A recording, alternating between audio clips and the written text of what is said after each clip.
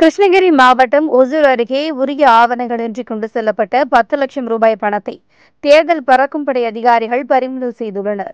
ஒசூர் அடுத்த ஜூஜுவாடி சோதனைச் சாவடியில் தேர்தல் பறக்கும் படையினர் தீவிர வாகன சோதனையில் ஈடுபட்டனர். அப்போது பெங்களூருவில் இருந்து வந்த காரை நிறுத்தி சோதனை மேற்கொண்ட போது உரிய ஆவணங்களின்றி கொண்டு செல்லப்பட்ட 10 லட்சம் ரூபாய் பணத்தை பறிமுதல் செய்தனர்.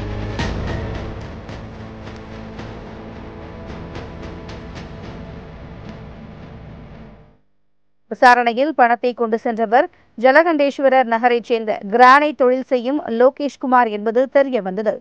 பறிமுதல் செய்யப்பட்ட பணம் ஒசூர் சார் ஆட்சியரும் தேர்தல் அதிகாரியுமான பிரியங்காவிடம் ஒப்படைக்கப்பட்டது.